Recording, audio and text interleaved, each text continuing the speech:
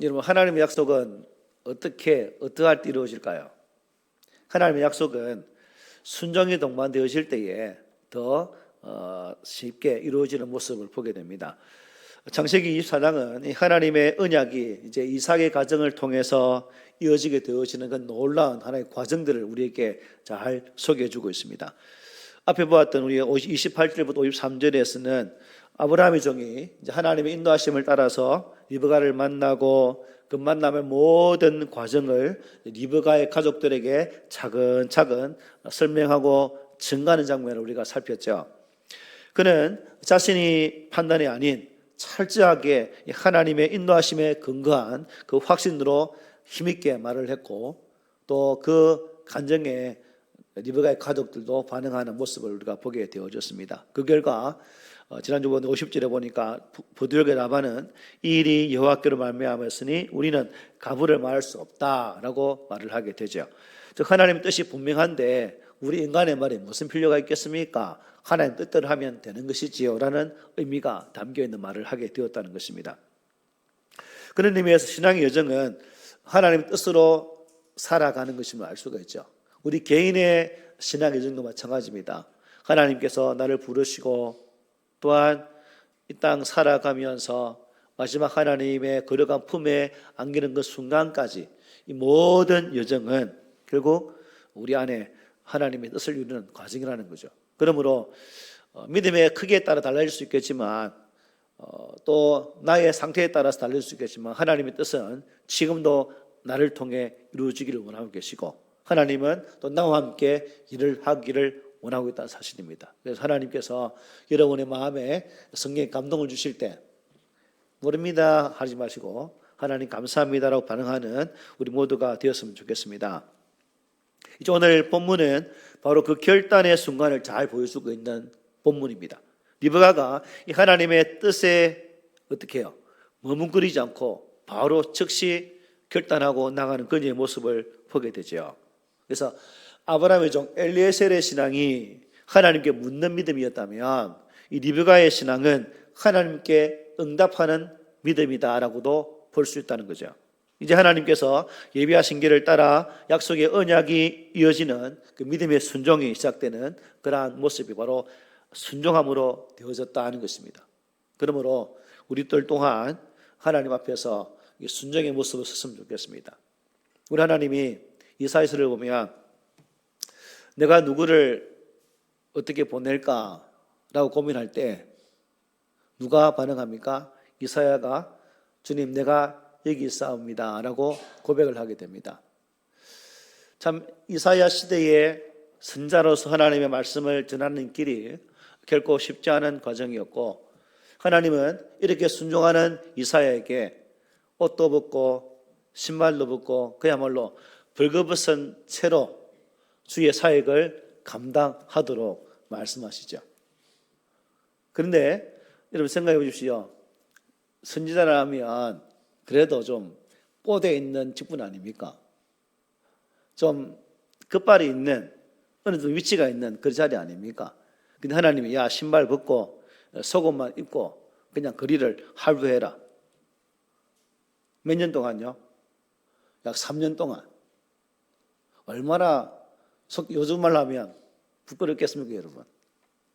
못하죠. 우리 같으면 여러분 같으면 하나님 내가 여기 있습니다 했는데 하나님이 그러면 오늘부터 저 하만 가야업에 들어가서 3년 동안 그냥 반바지만 입고 돌아다니면서 하나님 말씀을 전달하면 Yes sir 하고 갈 분 계십니까? 우리도 힘들다는 거죠. 근데 이사야가 그는 조롱, 수치, 부끄러움 다 개의치 않고 하나님께서 맡기신 대로 하나님께서 시키시는 대로 행하는 일들을 보게 된다는 것입니다. 하나님께서 명하시면 과감하게 예, 주님 제가 가겠습니다 라고 고백할 수 있는 그런 믿음이 바로 우리들의 믿음이면 얼마나 좋겠습니까? 그죠?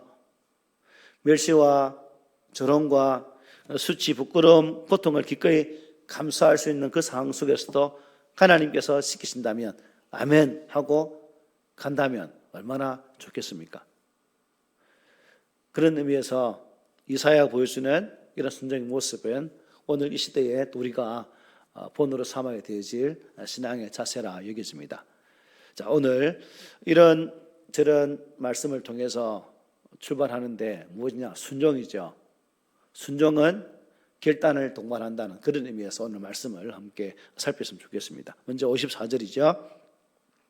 이에 그들 곧 종과 동행자들이 먹고 마시고 유숙하고 아침에 일어나서 그가 이르되 나를 보내어 내 주인에게로 돌아가게 하소서라고 말하죠. 자, 리브가와 가족들로부터 허락을 받은 아브라함의 종은 비로소 마음의 안심이 되었겠죠. 이제 하나님 뜻대로 이제 이루어지게 되었다. 그리고 아브라함의 이 종과 일행이 리브가의 가족과 함께 먹고 마신 후에 아침에 이렇게 말합니다. 나를 보내어서 내 주인에게로 돌아가게 해 주십시오 라고 말을 했다는 거죠. 이 말 속에는 하나님의 뜻이 아주 분명하게 이루어졌기 때문에 이제 지체하지 않겠다는 엘리에셀의 또 믿음도 포함되어 있는 그런 고백이기도 합니다. 하지만 어찌 보면 좀 상당히 서두르는 느낌도 있지 않습니까? 그죠? 좀 이제 하나님 뜻 안에서 리브가를 만나고 리브가를 이삭의 아내로 이렇게 결정한 순간이라면 좀 더 여유 있게 급하게 움직였던 참 800km나 되는 먼 거리를 달려와서 피곤하기도 하고 힘들었던 그 과정을 이제 좀 풀 수 있는 그런 시간으로 삼으면 좋겠는데 전혀 그렇지를 않습니다. 비록 하나님의 인도하심과 기도하심의 은혜로 응답받았지만 엘리에셀은 전혀 그런 곳에 개의치 않고 지속적으로 마지막 뜻이 이루어질 때까지 계속 그 길로 향해 열심히 달려가는 모습을 보게 되죠. 아마 엘리에셀은 자신을 보내놓고 기다릴 주인 아브라함을 생각했겠죠.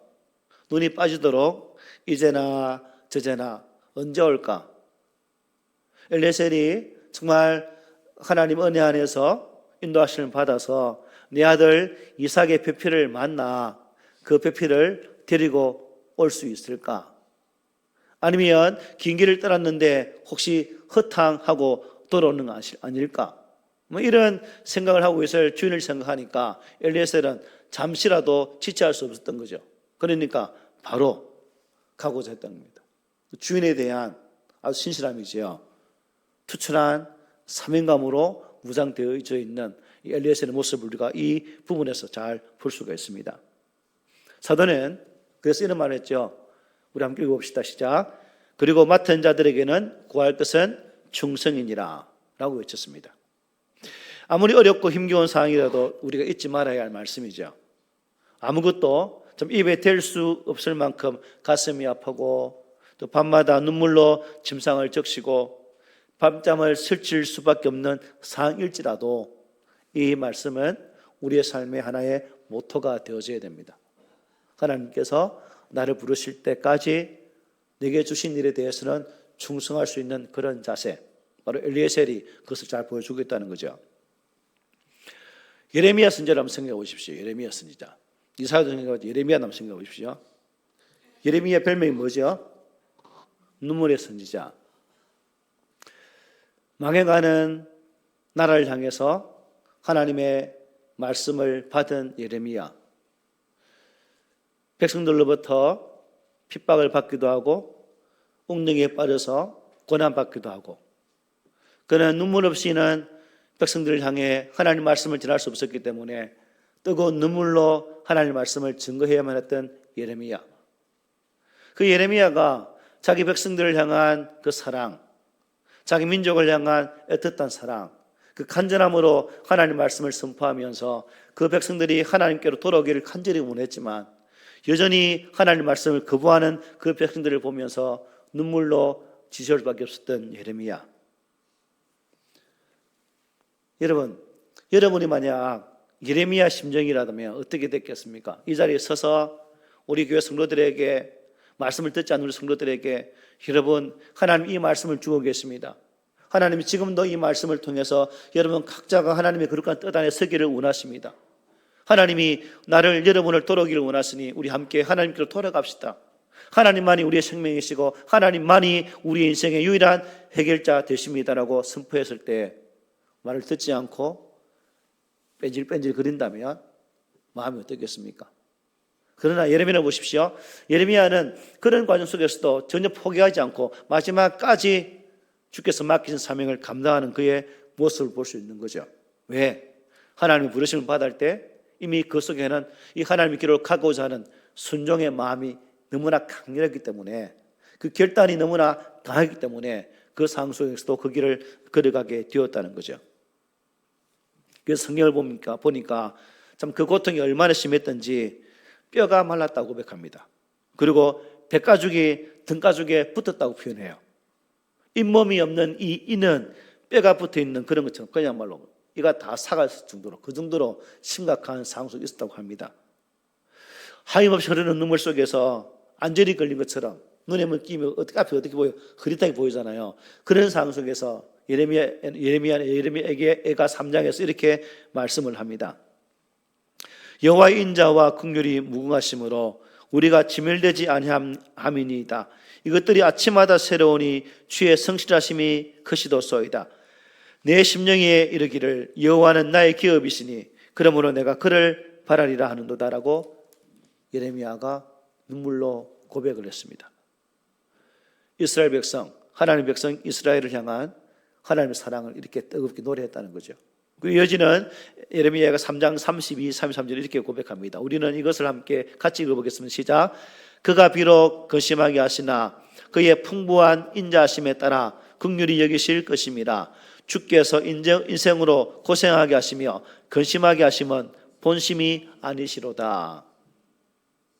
우리가 힘들고 아파하고 고난 가운데 있는 것은 하나님의 본심이 아니다라고 말씀해요. 나라와 민족을 위해 상상치도 못했던 위대한 일을 행하고 계시는 여호와를 예레미야는 이렇게 노래하고 계십니다. 당신의 백성을 뜨겁게 사랑하시는 하나님의 그 본심을 이렇게 찬양했습니다. 하나님에 대한 소망의 끈을 결코 놓지 않는 예레미야의 모습을 보게 되는 거죠. 그런 측면에서 우리도 우리의 삶의 걸음을 걸어감에 있어서 고난 가운데 있을지라도, 심각한 물질적인 어려움 가운데 있을지라도 우리 또한 믿음의 끝만큼은 놓지 말아야 되죠. 지금도 나와 함께 하시고 내 손을 붙잡고 계시며 나와 함께 일하시는 그 하나님의 능력을 믿고 나아가자는 것입니다. 여러분, 하나님께서는 지금 이 순간에도 저와 여러분을 위해서 열심히 일하고 계심을 믿으십니까? 네, 일하고 계세요. 창세전부터 작정하신 위대하신 일, 저와 여러분들은 심상치 못한, 상상치도 못할 그 귀한 일들을 지금도 하고 계시다는 겁니다. 아무리 어렵고 힘겨운 사명이 주어진다 할지라도 놓지 말아야 할 이유가 바로 여기에 있는 거죠. 누가 일하기 때문에? 하나님께서 일하시기 때문에. 하나님께서 지금도 우리 안에 역사하시며 당신의 그 교회 가심들을 이루고 계시기 때문에 우리는 그 일하시는 하나님을 소망하며 믿음으로 나가야 된다는 것입니다. 사랑하는 사람들이 외면하고 떠난다 할지라도 우리는 충성해야 될 것이고, 아끼는 사람이 곁에 있다가 떠난다 할지라도 그 자리에 함께 하실 주님의 은혜를 기대하면서 우리에게 세워주신 그 자리에서 열심으로 나아가는 것이 우리가 감당해야 될 신앙의 자세다 하는 것입니다. 그리고 언제까지요? 나의 호흡이 다할 때까지, 마지막 나의 호흡이 마치는 그 순간까지 우리는 주의 귀한 일들을 잘 행하는 성도로 서가야 될 것입니다. 55절에 보면 이렇게 말합니다. 리베가의 오라버니와 그의 어머니가 이르되 이 아이로 하여금 며칠 또는 열흘을 우리와 함께 머물게 하라. 그 후에 그가 갈 것이니라고 말하죠. 종의 말을 들은 나방과 어머니는 그야말로 당황하게 됩니다. 당황했어요, 고객님. 이렇게 당황하게 됩니다. 저도 딸을 시집 보내면서 여러분들이 장담했던 게 있었죠. 뭐였습니까? 김효수 목사는 결혼식 날 분명히 울 것이다 라고 말했죠. 제가 안 울었죠. 용감하게. 자, 그런 의미입니다. 이 라반 어머니 입장에서는 어떻게 해요?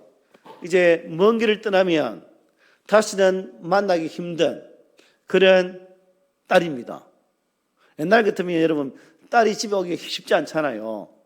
그런데 그 딸을 보내자니 애지중지 키웠던 딸을, 참 너무나 예쁘게 키웠던 딸을 보내야 된다는 그 부모의 심정, 오라비의 심정이 어떻겠습니까? 그러니까 자, 먼 길 갈 건데 좀 더 며칠만 말미를 두어서 뭐 딸하고 또 아니면 여동생하고 며칠을 더 보낼 수 있도록 좀 시간을 좀 허락해 달라, 그런 말을 하게 되는 거죠. 혹시 몰라 젊은 사람들은 뭐 시집 간다고 우는 사람이 있나요? 옛날 사람들은 시집 가면 막 울었죠, 그죠? 요즘은 결혼식 가면 신부들이 활짝 웃어요. 그냥 완전히 얼굴이 만면에 미소를 짓고 입장하더라고. 요즘은 시대가 바뀌었을지 모르겠지만 어쨌든 참 울고불고할 그 상황 속에서, 난리법석을 떨 그 상황 속에서 이러한 말을 하고 있습니다.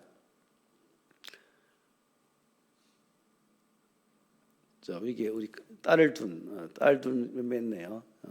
나 시집 보낼 때 모습이 어떨까? 나는 안 울었으니까 이선희 집사 울 것 같지? 이민희 집사도 울 것 같고. 어쨌든 참 부모 마음은 떠나보낸다는, 저 같은 경우는 이제 이미 밖에서 외지생활을 했기 때문에 간다는 의미가 전혀 이게 감이 안 오더라고요. 시집 가구나. 이런 게 느낌. 거짓말같이 들리죠. 어쨌든 그랬다는 거죠. 본문이 바로 그런 겁니다. 저 아버지, 엄마의 마음. 예전은 56절 한번 보십시오. 이런 말주가 하면 종 같으면 어떻게, 엘리에셀 같으면 좀 마음이 감동받아가지고 그럴까? 측은지심으로 그래 마음 아프겠지. 그래 얼마나 힘들까? 고통이 심할 건데 좀 도와주고 근데 안 도와줘요. 56절 이렇게 말하죠. 그 사람이 그들에게 이르되 나를 만류하지 마소서. 참 냉정하다, 그죠? 여호와께서 내게 형통한 길을 주셨으니 나를 보내어 내 주인에게로 돌아가게 하소서. 그냥 돌려 보내주세요. 그냥 보내주세요. 아주 단호하게 말을 합니다. 아주 냉정하게. 또 완전 창기거리 샥 그러지 않습니까, 여러분? 인간적인 정을 하여 이런 지하에 딱 잘라버리는 모습을 보게 됩니다. 졸지에 사랑하는 리브가를 떠나보내게 된 가족들 입장에서 보면 어떻습니까? 참 엘리에셀을 봤을 때 어떻겠어요? 인수, 저 인간 왜 저렇게 말하지? 좀 좋게 말하지? 이렇게 말할 수도 있겠죠. 여러분, 저 이것을 보면서 엘리에셀이 보여주는 이 모습, 자신이 여기에 왔던 목적, 그리고 그 목적을 이루기까지 모든 여정을 쭉 돌아오면서 만약 이 엘리에셀의 말을 판단하면 그 엘리에셀의 말은 정말 아주 훌륭한 판단을 결정들이거든요. 안 그렇겠습니까? 주인이 보내신 주인의 뜻에만 오로지 집중해서 그에게만 집중해 나가는 모습이거든요.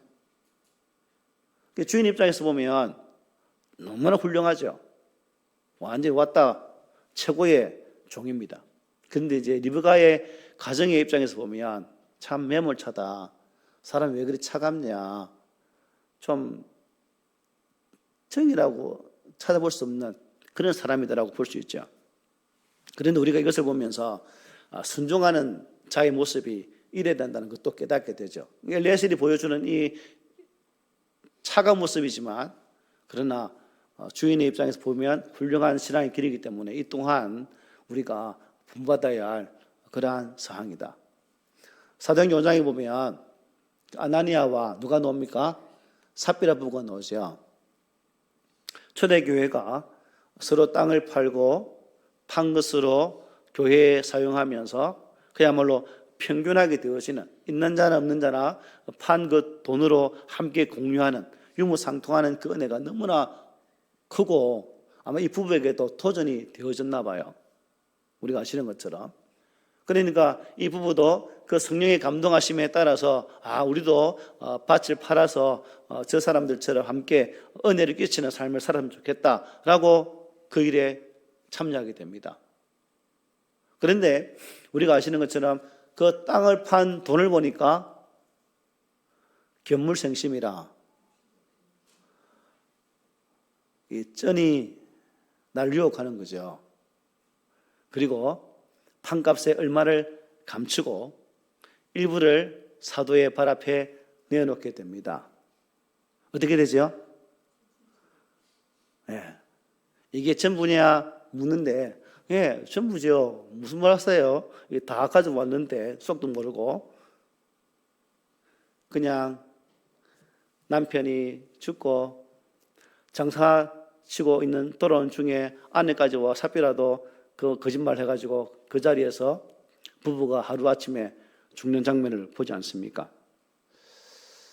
성령 하나님께서 우리 마음에 주었던 첫 감동, 첫 마음이 그만큼 중요한 거죠. 여러분도 신앙생활 하면서 내 속에 감동 주실 때 그 감동을 퇴색되지 않도록 하십시오. 첫 마음을 퇴색하는 이유가 뭐냐면 첫 마음 다음에 꼭 두 번째 마음이 항상 안 좋은 내용이거든요. 처음에는 좋은 결정인데 두 번째 내용은 사탄이 주는 마음입니다. 그래도 너무 아깝다 아이가. 좀 남기고 하지. 안 아까워? 이렇게 유혹한다는 거죠. 그러면 우리가 그 유혹에 또 넘어가가지고 또 그대로 하죠. 이 둘째 마음은 하나님 주신 마음이 아니에요. 여러분 첫 마음, 처음 주신 마음, 그게 성령의 마음인 것입니다. 그대로 따라할 때 그것이 우리 안에 은혜가 되는 것이죠. 그래서 중요한 것은 뭐냐면 아나니아 삽비라도 그렇지만 엘리야스를 보여주는 이 모습, 결단하기는 뭐다? 쉬워요. 그죠? 그런데 이 결단을 실천으로 옮기는 것은 결코 쉽지가 않다는 것입니다. 여러분이 가정생활을 하면서 여러분의 가정을 꾸려갈 때도 마찬가지일 거예요. 이렇게 저렇게 하면 우리의 가정이 좀 더 잘 세워질 것 같은데 참 그 속에서 어떻게 해야 되겠지라고 했으면 밀고 나가야 되는데 주변에 격가지 속에서 일어나는 사건 때문에 또 마음이 열어서 나가지 못할 때가 얼마나 많습니까? 그러므로 결단도 중요하지만 실천도 참 중요하다. 리브가의 가족들하고 여러분 어떻습니까? 아브라함의 종이 들려준 그 내용에 너무 감동됐겠죠. 하나님이 그 아들 백세 때 아들 주셔가지고 귀한 아들을 낳았고 또 그 아들에게 모든 재산을 주었고 또 그 아들의 며느리감을 찾아오면 그 모든 것이 그 며느리 것이 된다는 이 말들이 얼마나 감동이 컸겠습니까? 그런데 막상 현실 앞에 딱 섰을 때 보내줘야 된다는 사실은 알지만 보내지 못하는 그 마음이 어땠다는 겁니까? 참 마음 아프다는 거죠. 그래서 우리가 하나님 뜻 앞에서 인간적인 정이 스물스물 올라올 때는 어떻게 해야 될까요? 하나님 뜻으로 스물스물 올라오는 인간적인 정을 억누르는 그런 자세가 우리에게 필요해요. 이것이 없으면 실천이란 순종의 삶으로 나가기란 결코 쉽지가 않다는 것입니다. 순종은 뭘까요? 타이밍이거든요. 시간이 중요한 겁니다. 하나님 인도하신 길 앞에서는 믿음의 사람은 즉시 순종해야 된다 사실을 우리 모두가 꼭 기억했으면 합니다. 이어지는 57, 58절 이렇게 말해요. 그들이 이르되 우리가 소녀를 불러 그에게 물으리라 하고 리브가를 불러 그에게 이르되 내가 이 사람과 함께 가려느냐? 그가 대답하되 가겠나이다. 가족들은 단호한 종에게 리브가가 어떤지 그러면 우리가 이러지 말고 본인이 직접 물어보자. 리브가가 좀 있다 하면 있고 가자 하면 가자 할 테니까 리브가를 직접 불러서 물어보자. 이제 강력하게 물어봅니다. 그럼 리브가의 대답이 뭐예요? 가겠나이다. 다른 말 없습니다. 그냥 가겠습니다 라고 말합니다. 이 말은 누구의 신앙인 고백입니까? 리브가의 신앙인 고백이기도 하죠. 그녀는 가족의 품을 떠나서 아직 본 적도 없는 남편 이삭에게로 무엇보다도 하나님이 인도하신 그 언약의 길로 떠나는 결단을 하게 된 겁니다. 사실 여러분 하나님께서는 이 아브라함의 종을 친히 이끌어 주셨죠. 리브가에게로 이끌어 주셨습니다. 간절하게 기도한 그 내용대로 하나님이 다 이루어 주셨습니다. 종이 리브가와 가족들을 만나자마자 강조했던 바로 그러한 모습들로 계속 은혜 가운데 있게 해주셨죠. 이것을 보면서 리브가가 무엇을 느꼈을까? 리브가 또한 이 엘리에셀의 모습 속에서 이러한 결단의 모습으로 또 이렇게 영향을 받지 않았을까라는 생각도 가져봅니다. 성경은 없지만 그러나 엘리에셀의 그 단호한 또 완고한 신앙의 모습을 통해서 리브가 또한 그런 결단을 하게 된다는 거죠. 리브가는 떨쳐버리기 어려운 가족에 대한 정에 집착하지 않기로 결단하게 되어지고 그 물음에 제가 가겠습니다라고 말을 하게 된다는 겁니다. 아브라함과 마찬가지로 고향, 친척, 아버지의 집을 떠나기로 결단하게 되었다는 거죠. 동시에 이 결단은 이스라엘의 3대 족장 가운데 한 명의 아내가 되는 그 길로 들어서는 복의 관문이 되기도 했습니다. 언약 백성의 족보 오르는 엄청난 결단의 순간이죠. 육신 오르는 뭐예요? 예수 그리스도의 조상이 되어지는 바로 그 줄기에서는 고백이기도 합니다. 상상하지 못했던 여러분 놀라운 그러한 은혜 아닙니까? 이 고백이 있었기 때문에 리브가는 예수 그리스도의 혈통 앞에 서는 그 위대한 족보의 이름을 남기는 그러한 여인으로 설 수 있었다는 사실이죠. 여러분들이 이런 신앙의 우리 선배들의 모습을 보면서 참 받아들이기 힘든 일들이 많이 있을 거예요. 그런데 그런 접수하기 힘든 사건 속에서 리브가가 보여주는 이러한 용기는 또 우리 또한 본받아야 될 그런 신앙의 자세죠. 머뭇거리거나 우왕좌왕 결정하지 못해서 계속 미루는 그러한 모습은 하나님 편에서는 결코 좋지 못한 거죠. 이것이 하나님이 기뻐하시는 길이라면 이 방향이 온전한 신앙의 방향이라면 우리는 그 신앙의 방향 속에서 바르게 판단하고 결단 내리는 그런 자세가 우리 가운데 있어져야 된다는 것이죠. 그 결단 속에 우리 하나님은 강력하게 일하시고 우리의 걸음을 인도하실 것입니다. 그리고 이어지는 59절 60절 보십시오. 그들이 그 누이 리브가와 그의 유모와 아브라함의 종과 그 동행자를 보내며 리브가에게 축복하여 이르되 우리 누이여 너는 천만인의 어머니가 될지어다 내 시로 그 원수의 성문을 굳게 할지어다 말합니다. 가족들은 리브가의 결단을 존중해 줍니다. 너무나 참 가슴 아프고 아쉽지만 같이 있고 싶은 마음이 너무나 강렬했지만 그 마음을 다 접고 딸을 보내면서 엄청난 축복을 선포하게 됩니다. 이 축복은 여러분 단순한 인사말이 아니죠, 그죠? 하나님께서 아브라함에게 하신 그런 약속과도 버금가는 그런 말씀이기도 해요. 창세기 22장의 10절 이렇게 말씀했죠. 내가 네게 큰 복을 주고 내 씨가 크게 번성하여 하늘의 별과 같고 바닷가의 모래와 같게 하리니 내 씨가 그 대적의 성문을 차지하리라는 말씀과 똑같습니다. 아브라함이 받게 되오실 약속의 축복이 리브가에게도 동일하게 선포되어지는 장면을 우리가 볼 수 있는 거죠. 바로 이 축복, 바라기는 우리 꾸미는 성도들도 하나님 안에서 이러한 은혜의 복을 좀 받았으면 좋겠습니다. 이왕 예수 믿는 그 상황 속에서 또한 예수 믿음 속에서 더 아름다운 믿음의 모습으로 서서 하나님께서 여러분 속에 일해 주셔서 여러분의 삶의 자리가 정말 이러한 은혜와 복으로 충만했으면 좋겠다는 거죠. 직접 눈으로 보여주는 가식, 우리 눈으로 확인할 수 있는 그러한 복, 이것이 바로 여러분들의 삶 속에 충만했으면 좋겠습니다.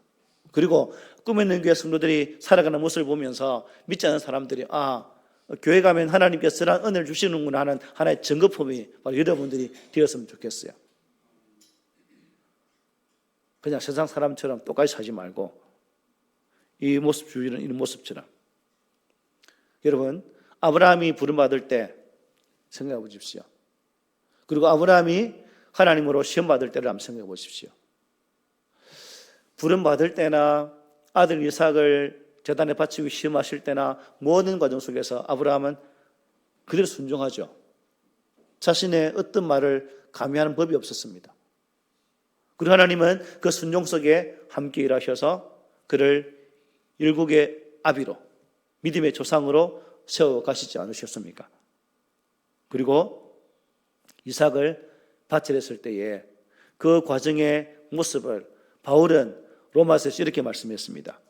죽은 자를 살리시며 없는 것을 있는 것으로 부르시는 하나님을 믿었다라고 바울이 말씀하고 있거든요. 그리고 또 표현하기를 많은 민족의 조상이 되게 하려 하심이라는 약속을 붙잡았다라고 바울은 그렇게 고백하고 있습니다. 그만큼 아브라함은 직접 눈앞에 보여지는 그러한 현실의 아픔을 보지 않고 일하시는 하나님, 약속을 지키시는 하나님, 그 약속을 통해서 자신을 민족의 조상으로 세울 그 하나님을 바라보았다는 거죠. 그런 측면에서 오늘 우리들도 마찬가지입니다. 내가 직접 살아가는 이 삶의 현장에서 보여지는 아픔을 보지 말고 그 배후에 역사하시는 하나님을 보자는 거죠. 그리고 성경을 통해서 내게 주신 그 약속하신 하나님을 온전히 믿자는 겁니다. 그럴 때 아브라함이 받았던 그 은혜의 복이 바로 우리들의 복으로 된다는 거죠. 그 주님이 주님께 나와서 주를 따르는 말씀 앞에 저를 보내어서 내 가족들에게 인사하고 가면 안 되겠습니까? 라고 물었을 때 주님 뭐라 말씀했습니까? 이 말씀 같이 읽어보겠습니다. 시작. 손에 쟁기를 잡고 뒤를 돌아보는 자는 하나님 나라에 합당하지 아니하니라. 예. 하나님께서 내게 쟁기를 걸어 주셨다면 그대로 쭉 나가라는 겁니다. 하나님이 주시는 그 방향대로 온전히 순종하며 나가라는 겁니다. 하나님께 어떠한 명령을 내리시든지 즉시 믿음으로 받아들이는 그 자세가 중요하다는 거죠. 예, 제가 가겠습니다라고 고백하라는 겁니다. 여러분의 신앙의 삶을 저는 알지 못합니다. 여러분의 예수 믿게 되어진 그 과정 또한 저는 잘 알지 못합니다. 그러나 어쨌든 저와 여러분들이 예수 믿게 되어졌고 그 예수 믿은 이후로 지금까지 살아오면서 내 믿음의 여정을 한번 잘 돌아보십시오. 나의 믿음의 여정 속에 하나님께 어떻게 나와 함께 하셨는지, 그리고 나에게 하나님께서 어떤 은혜로 역사하시는지를 한번 살펴보십시오. 그리고 그 은혜를 살피는 가운데에 지금 우리가 보아야 할 것이 무엇인지를 한번 결단을 해보십시오. 2025년도 올 한 해도 얼마 남지 않았습니다. 하나님께서 여러분 각자에게 은혜를 주셨고 그 은혜 때문에 올 한 해 여기까지 달려왔습니다. 우리 하나님은 지금도 일하셔서 그 은혜를 우리의 삶의 열매로 따게 하실 것입니다. 그래서 여러분 속에도 이러한 엘리야실이 보여주는 이러한 믿음의 결단들, 리브가 보여주는 이러한 용기 있는 고백들, 그리고 지금 내 삶 속에서 하나님을 향해서 고백할 수 있는 그러한 믿음의 고백들이 삶의 열매로 주렁주렁 맺혀서 우리 아버지께 영광 돌리는 그 은혜가 있기를 오늘 말씀으로 부탁을 드립니다. 아멘.